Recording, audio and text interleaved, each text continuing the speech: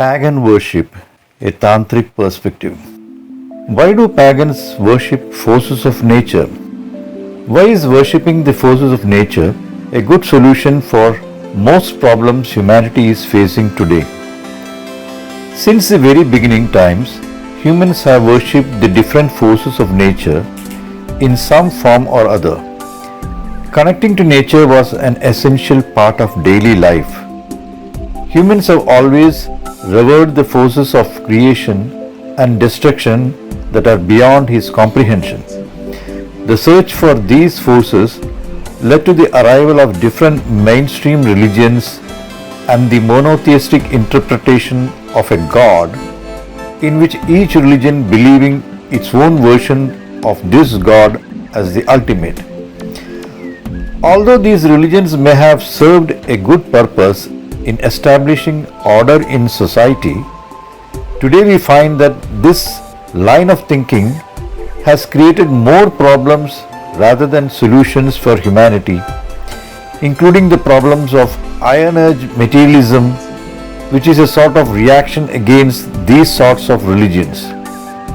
In the pagan, polytheistic and pantheistic cultures, one is free to venerate any form of the higher universal energy or forces as per his or her choice in their anthropomorphic representations of gods and goddesses.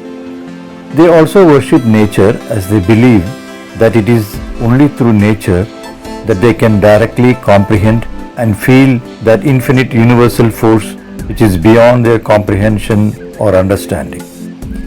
People tend to think that worshipping nature, worshipping the sun, the moon or trees is superstition and tend to ridicule and ignore those who do that.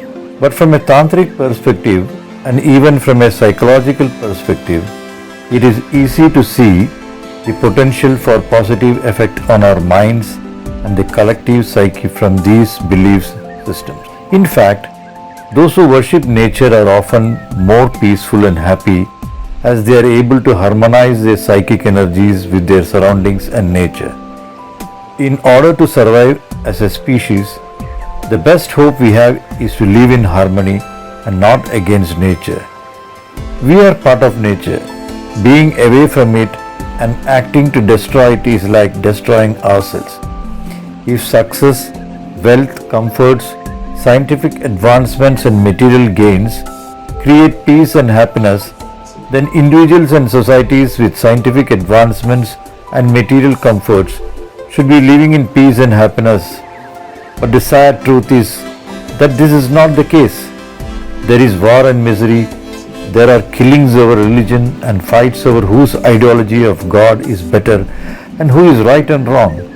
Arguments and counter-arguments about something which humans can neither see, understand or comprehend. But nature and its forces are reality. You can see it acting right in front of you. You can feel and you can experience it. What better way to communicate with that which is divine? You don't have to argue about its existence nor its effects on our minds and psyche. It's common for all. You can either venerate it or you can ignore it and or destroy it. The choice is yours. In pagan, polytheistic and pantheistic cultures and in Tantra, natural forces in their psychic representations as the five elements, which is the earth, water, fire, air and ether or Akash, form an integral part of worship.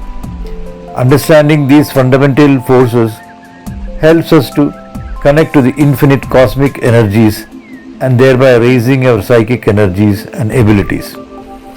Considering the situation of the world and the problems facing humanity today, understanding the depth of the psychic benefits we get in worshipping nature forms an essential and fundamental part of an happy, peaceful and spiritual living.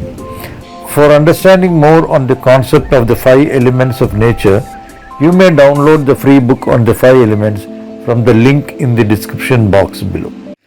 Do not forget to subscribe to our Tantric Pagans channel for various esoteric music and information on the great goddess.